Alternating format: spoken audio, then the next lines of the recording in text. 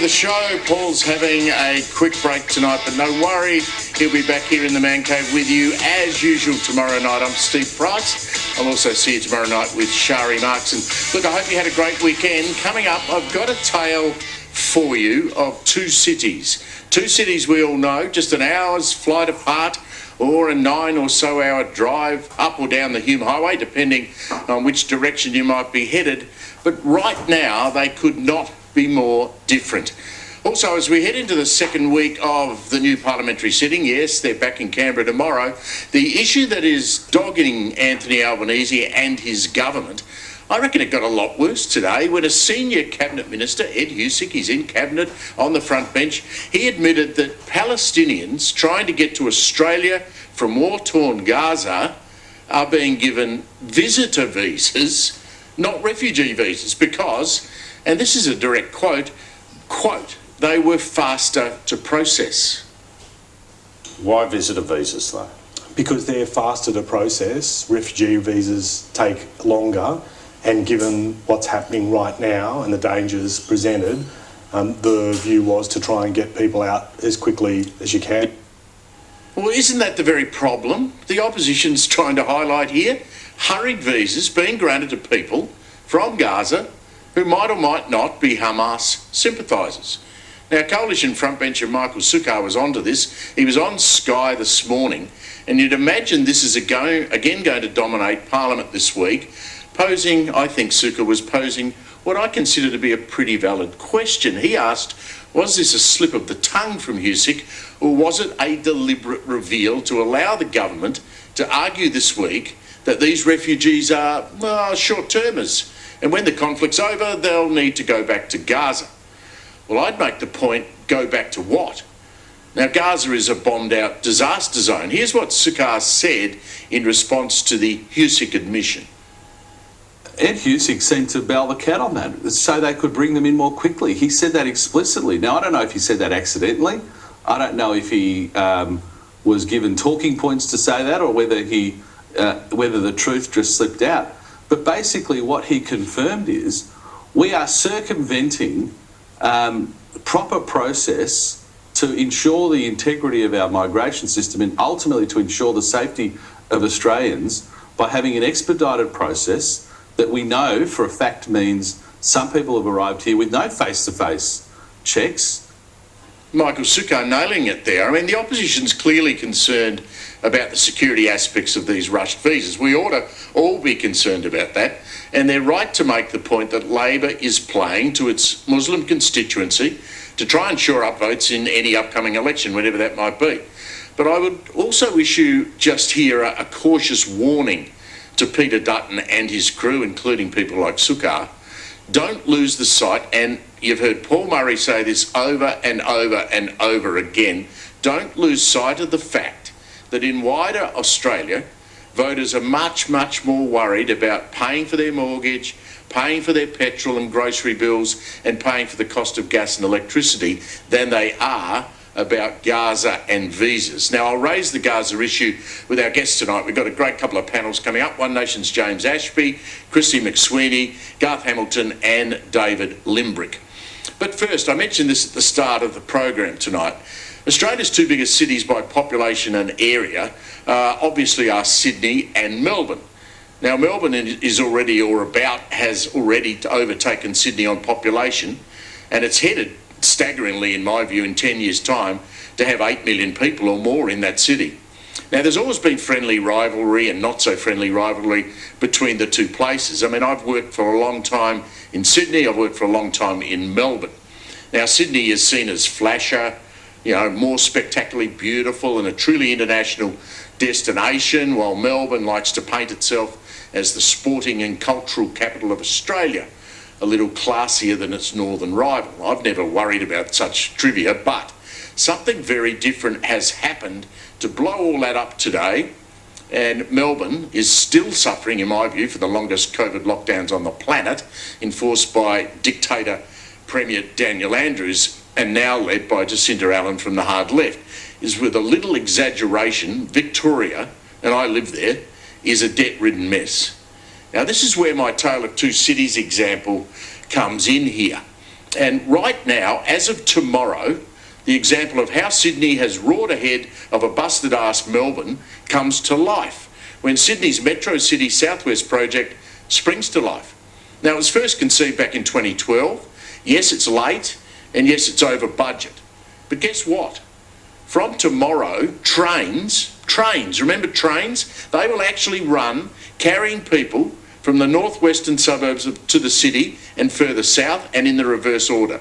Many of the passengers might even be public servants ordered back to the office by Premier Chris Minns a couple of weeks back. I'll have more of that in a second. But the $21 billion project, stage one, includes two 800-metre long tunnels dug under Sydney Harbour, an engineering masterpiece. Now, these tunnels will carry 45 driverless trains. Now, these trains are going to run every 4 minutes at 100 kilometres an hour through 6 stations with passenger protecting glass panels along the 15.5k of tunnels so that passengers don't fall off the tracks in front of these driverless trains. It starts tomorrow. Tomorrow. Yes, it's late. Yes, it's more expensive. But it sits with the renovated city, stops like Wynyard and Central. If you've been to them recently, they're magnificent. And it actually does what it was designed to do. Move huge numbers of people from distant outer suburbs to city hubs to get to work. Fancy that? Enjoy the experience. It'll be a major change for Sydney. It'll be a big step forward. And I want to congratulate everybody that's worked so hard on bringing this major project to fruition. It's a huge piece of infrastructure for the state. So the Metro team, I know, are excited about the opening date, despite its delay of a couple of weeks, but we're here today. Chris Minns, who I think does an outstanding job in New South Wales. Now, compare the historic first trips that people are going to take tomorrow, and they're predicting, the first trains, by the way, will head off in both directions from Sydenham and from the northwest at about 4:58 in the morning. Compare these historic first trips tomorrow with Melbourne's suburban rail loop. Now, that was a project that was originally conceived under the boot of Daniel Andrews. It's costed at $50 billion originally. They said we could build this thing for $50 billion. Now believed, although no one has seen a business case, can you believe it? No one has seen that. It's costed at an eye-watering $216.7 billion. And stage one alone has costed at $40 billion. So you've got Sydney stage one, $21 billion, and trains running tomorrow, driverless, underneath Sydney Harbour. And you've got stage one Melbourne at $40 million, running from Cheltenham in Melbourne's southeast to Box Hill. Now, this has been described as a trip from somewhere no one wants to go to a place no one wants to get to. It's always been a political project. It was designed to win Labor seats along that particular route. It's political, not practical. It's pork barrelling, not public interest. Worse, there's no business case. And the federal government, Labor as it is withholding funding through Infrastructure Australia because they won't produce a business case for this massive project. And remember, by the way, the Reserve Bank Governor, Michelle Bullock, has said that state spending on infrastructure is driving inflation, which makes your trip to the supermarket more expensive. Now, Premier Allen is wedded to this thing, even as members of her own government urge a pause, or better even, a cancellation, because Victoria cannot afford it. But if our ambition has to some extent exceeded the capacity of the industry to deliver, well, that's a matter that we need to recognise and to be upfront with people about. That's Tim Pallas. He's been Treasurer for 10 years. State's broke. Busted economy. He had to rush off to New York on an emergency trip to talk to the ratings agencies so the ratings of Victoria economically were not downgraded. Now think about this for a moment. Sydney tomorrow, trains running, tunnels under the harbour, imagine what a feat that was, 100 kilometres an hour they go at, driverless trains, not sure the unions are all that happy about that, they run every 4 minutes. Melbourne, a hole in the ground that will make the state government broker than it already is. What a contrast. But it doesn't stop there. This tale of two cities. Take public servants and working from home. Now, a week or so ago, Chris Minns, who I mentioned before, in New South Wales, said, look, enough's enough. All of you public servants in your tracksuit pants at home, wearing your Ugg boots, you've got to go back to the office, not tomorrow, but straight away. This is about building up a culture in the public service that's about teamwork, a common and shared sense of purpose, as well as mentoring the next generation of young public servants coming through. We've made this decision after long consultation, but we think it's absolutely essential for the future of the public service in New South Wales to have people who join it, who can work with their colleagues in a face-to-face manner. You see the logic there from Chris Minns? There's not much point spending billions of dollars on a fast train or fast trains at great expense to the taxpayer if people aren't using them to get to work. Not only did he say get back to work, but he said get back to work by tomorrow. Not next week, not next month, tomorrow. Compare that with Victoria and you will not believe what I'm about to tell you. Not only did the Premier of Victoria, Jacinta Allen, rule out ordering anyone on the public payroll to do anything. In fact, she said she was happy that they went to work 3 days a week. She said she supported the current do as you please for Victoria's public service. We then learn, and this is where it gets nonsensical, we learned at the weekend that the public servants of Victoria, with their latest EBA, their work agreement, they get a 4% annual pay increase every year for the next 3 years, but there was an extra sweetener put in there that most people, until the weekend, had forgotten about. It's locked away in that deal. Now, don't choke on your Sunday roast if you're still eating dinner. 54,000 Victorian public servants will each get, number here, 54,000 Victorian public servants will each get a cost of living one-off lump sum payment of, wait for it, $5,600. How would you like $5,600 as a one-off cost of living expense? Wouldn't that go a long way to paying off part of the mortgage or your electricity bill? This is at a cost to Victorian taxpayers, by the way, in excess of $300 million. It's staggering. And again, it's not good economics, it's just good politics. When you think it through, who's going to vote out a state government that keeps handing out free money? And this from a mob who are broke and in danger of having their credit rating ripped up. In New South Wales, a relatively sensible, they don't do everything right, but a relatively sensible centre-right government, as opposed to a hard-left 10-year Victorian government plunging their state into bankruptcy. I ask you, compare the pair. Well, you just don't believe it, can you? Let's get into this first with my panel tonight. Joining me now, James Ashby, Chief of Staff for One Nation, and Christy McSweeney from PR Council. Welcome to you both. Christy, let me start with you. Were you aware the public service in Victoria, 54,000 of them, were going to be handed a $5,600 cheque, each of them, paid for by you and I?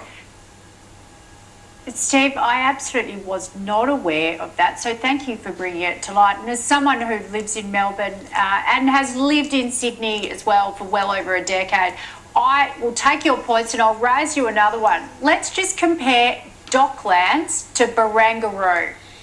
Let's have a look at what Sydney's been able to do with what was traditionally and previously a train, a rail yard, compared to what Melbourne's been able to do to populate Docklands. And of course, your points about the public service as well. The hard left Victorian government here is absolutely beholden to public sector unions in a way that the New South Wales government, successive governments, are not. And I commend Chris Minns, it's not very hard to vote for him at the moment, is it, for getting the public servants back to work. And another point I want to raise, he might be seeing what's coming down the line with governments being directed not to utilise consultancies of the big four so much. He wants to build a public service capability. He wants the public servants to do what they're supposed to curb the spending that state governments have, outsourcing what their public servants should do to big four consultancies who are ripping off the taxpayer to the nth degree. James, welcome to the Man Cave on this Sunday night. When you think this through, I mean, the previous Labor opposition in Canberra used to scream about what Scott Morrison and the former Morrison government were doing in terms of pork barrelling. They talked about car parks that were funded to be built in railway stations that never got built, or if they were built, they were in electrics that they wanted to win. But the Victorian Labor government is doing this on a bigger scale than I think we've ever seen in Australia. That ridiculous suburban rail loop is across a bunch of southeastern suburban Melbourne suburbs that they want to either retain as Labor voters or get people to vote for them in those seats. And they're giving out cash to the public service. I mean, if you're in the public service and the government's sending you, $5,600 in $100 notes in an envelope in your bank account, you're hardly going to vote them out, are you?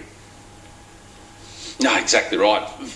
I find that extraordinary. $5,000, bonus at this time of the year when everybody else is doing it tough.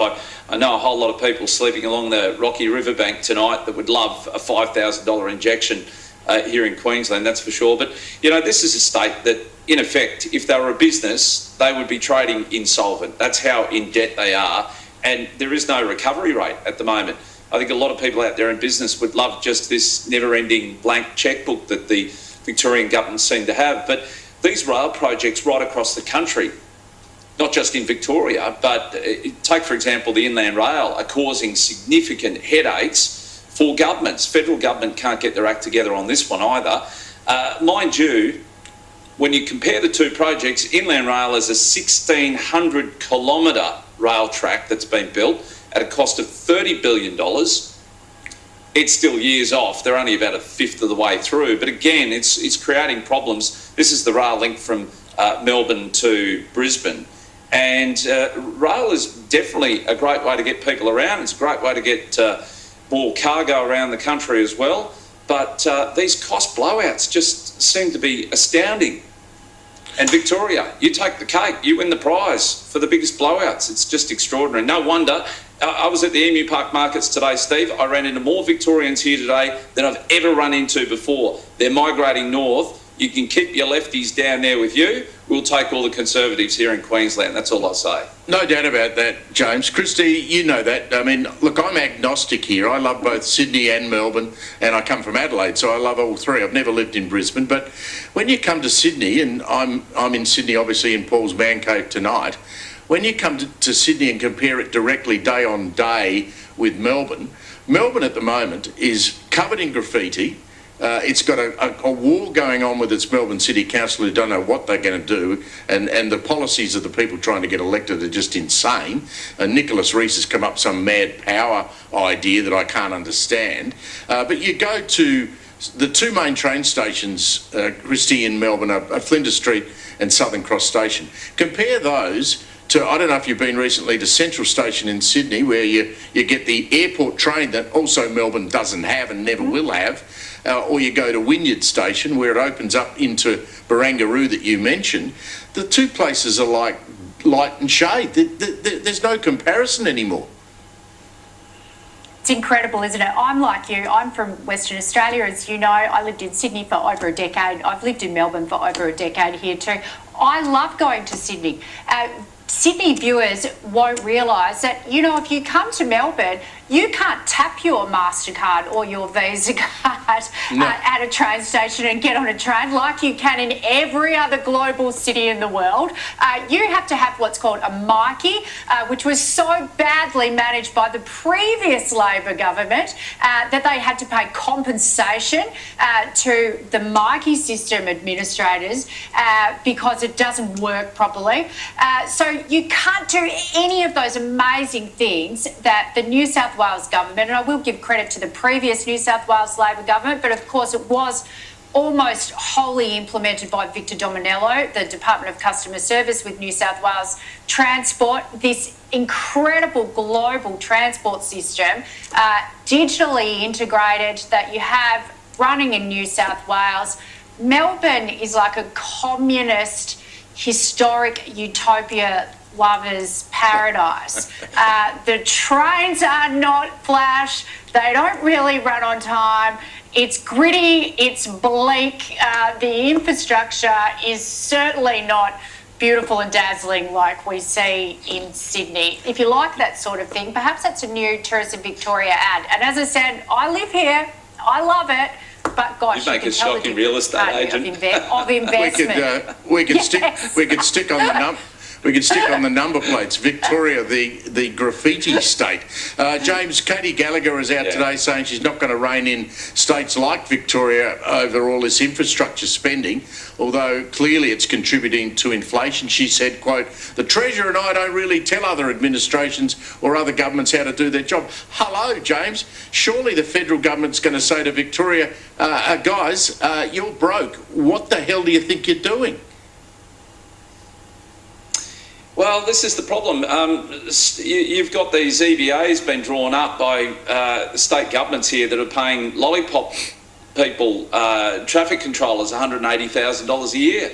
That is adding to the inflation, let alone some of the government policies that Labor have rolled out in previous governments as well. NDIS comes to mind straight away. That is definitely feeding inflation. In fact, we've got issues here in Queensland where the NDIS has taken people away from jobs. I was only at the Endeavour Foundation the other day where a lot of those people that would have previously worked in the Endeavour Foundation now have got these UBU NDIS packages, so they're off to the movies, they're off fishing, they've got their carers there, and they're adding to this inflationary bubble because it's not worth working these days if you can get one of those packages, and you're encouraged to go and spend copious amounts of money. We've got some people on packages well over $1 million. Some people are using sex workers, others just go to the movies and doing trips wherever they tend to like to go. So all these things are inflationary. They're being stimulated by federal government as well as the state. So Katie Gallagher does have something to answer, and she should pull her spending head in. Christy, let's talk about the immigration debate. There was an interesting article in the Australian Inquirer section this week about how much traction Peter Dutton's getting out of the visa and immigration debacles for Labor. Dennis Shanahan, who I've got great regard for, he's written that Dutton has been demonstrating a superior strategic sense, a fearless confidence in his political judgment, and a sense of leadership, security in a team that may lack talent, they'll love that, but has grown to trust Dutton's instincts.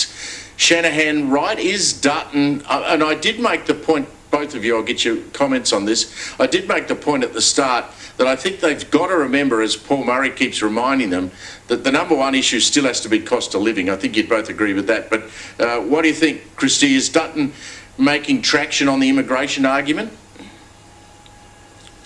He is making traction. It's really interesting that Labor's had Ed Husic out, the member for Chifley, which includes Western Sydney suburbs such as Bankstown and Mount Druitt, which have a significant population of people who are very likely to fall into the viewpoint of supporting the Free Palestine movement, and certainly those electorates are targeted for the Muslim Voice Party should it get its administration together in time and pose a threat to the Labor Party. That's another argument. But they've had Ed Husic out saying we gave people visitor visas because they were easier to process, as you mentioned in your editorial. Labor sees that comment as an electoral asset. They see that as something that's pitching to their base and pitching to their voters. They think that was a good comment to make.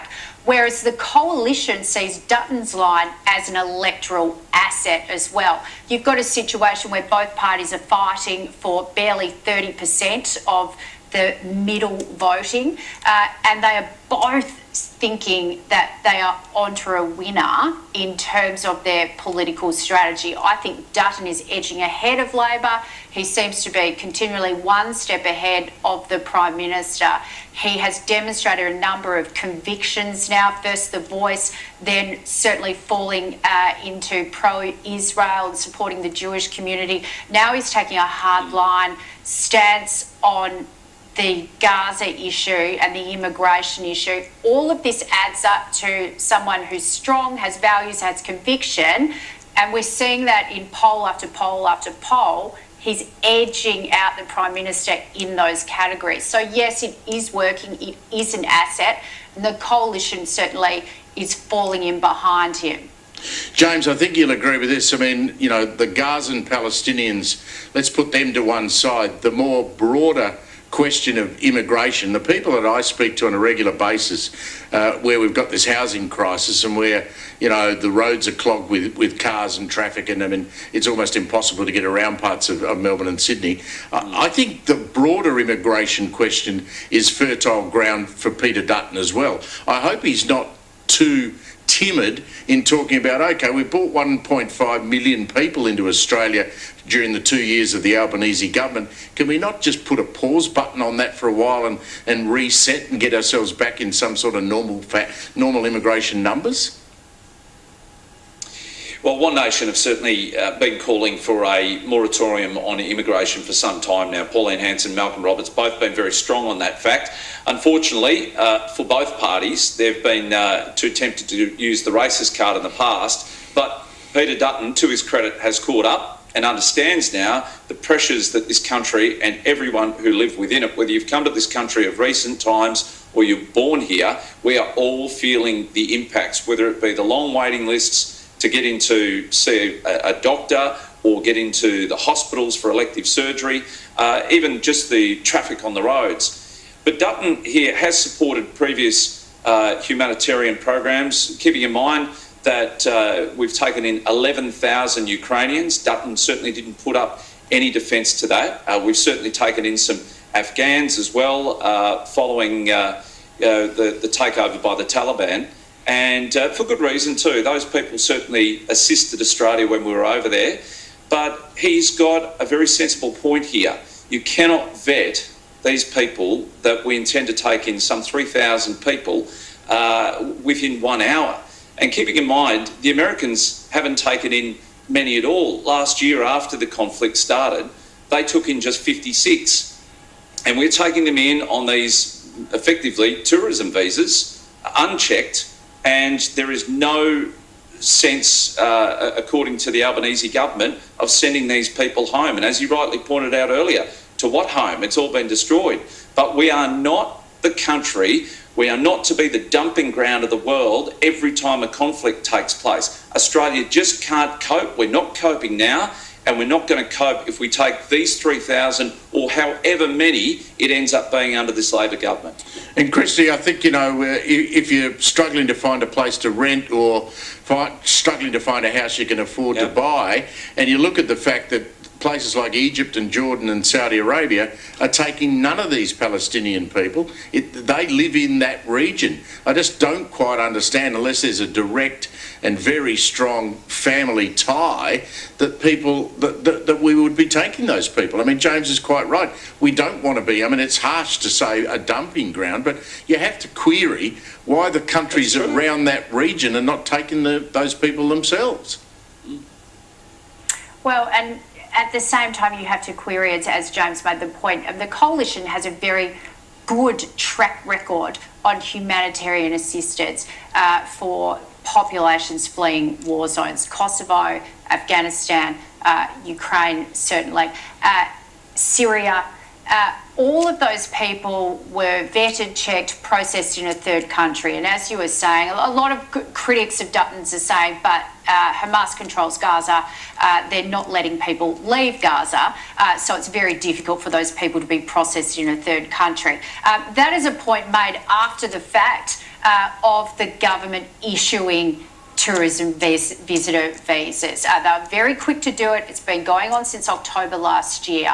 And now questions are being asked, well, what's the vetting and security process? Does it align with our previous intake where we took people from war zones? No, it doesn't. It's not comparable. The government has questions to answer, and that debate needs to be had.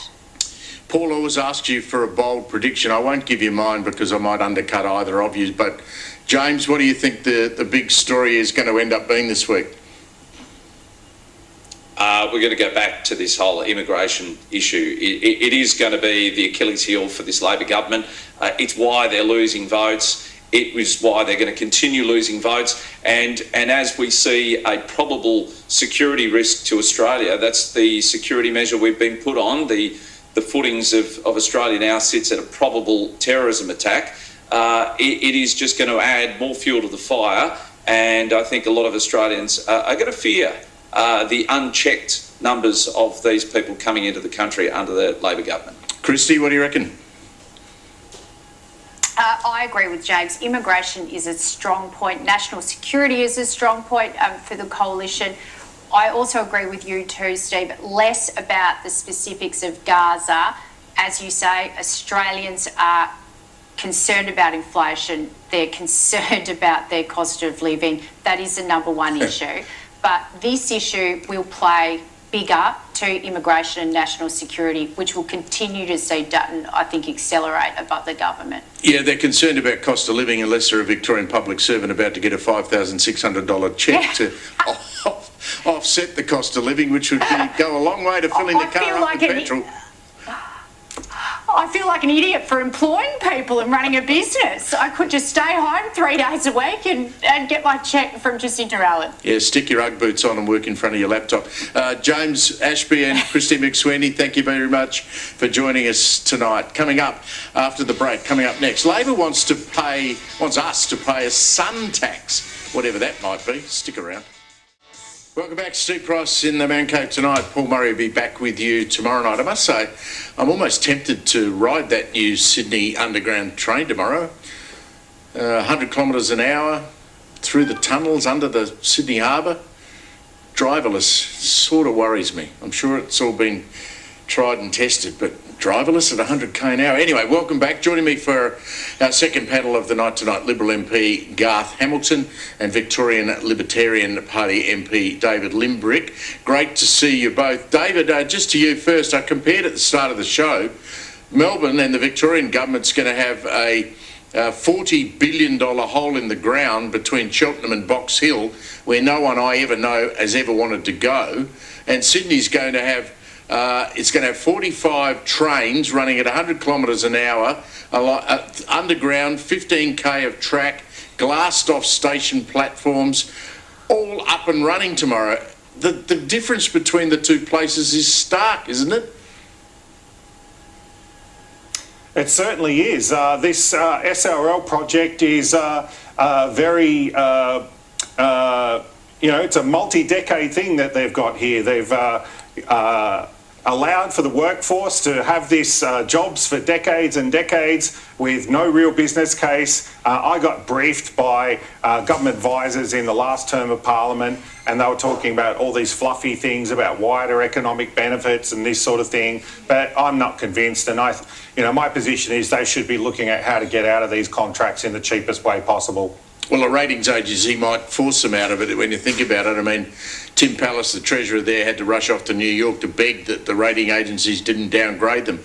So we'll see where that goes. But we've had Katie Gallagher talking about ridiculously today, Garth, that state governments are not adding to inflation. Well, I revealed at the start of the program, and this story was broken in the Herald Sun on Saturday, that Victoria's 54,000 public servants are set to receive a one-off $5,600, yes, they'll pay tax on that, cost of living bonus when millions of people are living hand to mouth, paycheck to paycheck, unable to pay their mortgage. I mean, how can a government just dole out money like this?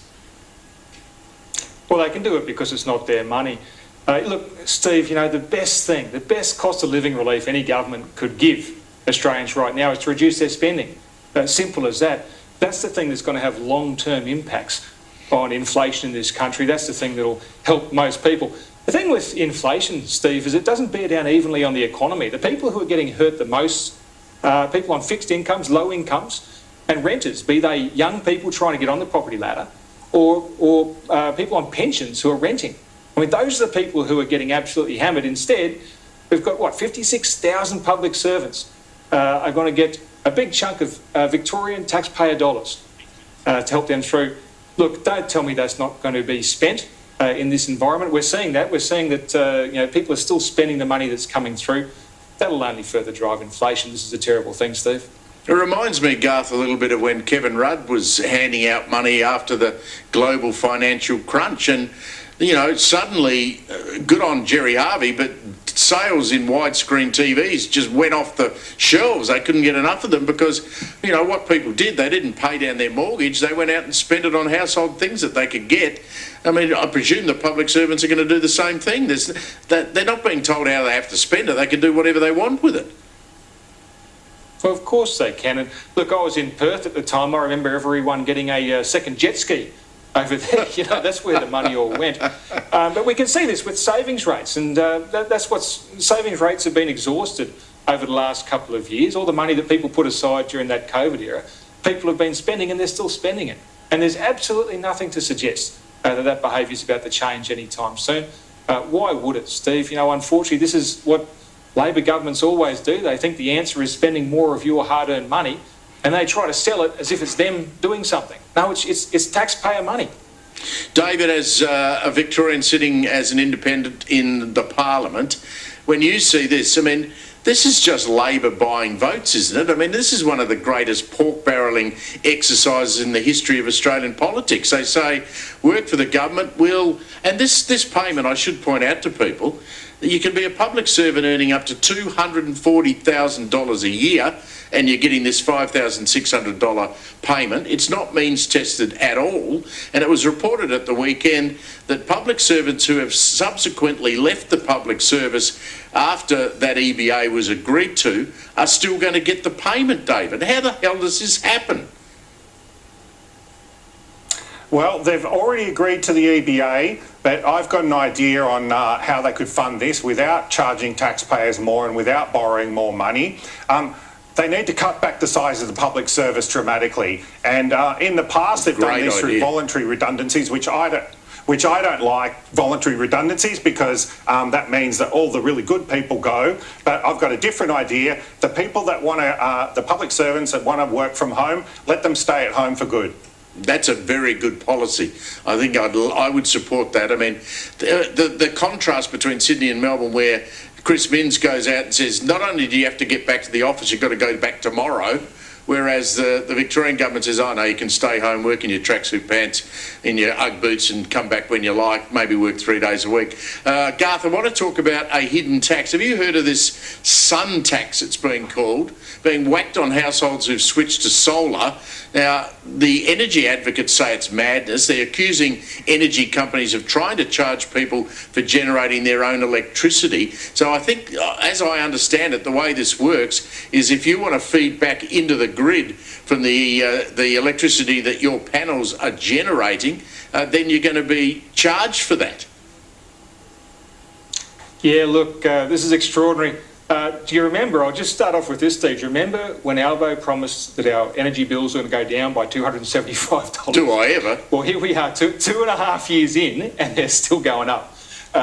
Cheesy missed the mark there a little bit. But look, follow the money on this one. The providers lose money during the daytime when people's solar feeds back in. They want to find a way to recoup that. But at the heart of this, Steve, at the heart of this, and here's the mining engineer and me coming out, is the idea that we're just going to switch everyone over to a battery. Everyone's going to buy a battery, and it sounds great.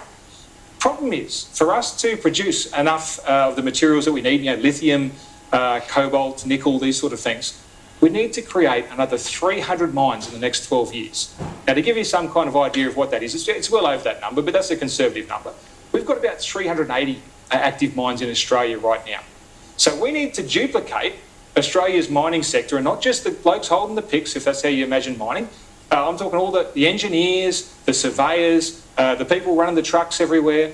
We need to duplicate that just to match this. And then, because batteries have a life cycle of however long, we need to continue that process at that rate from now into perpetuity.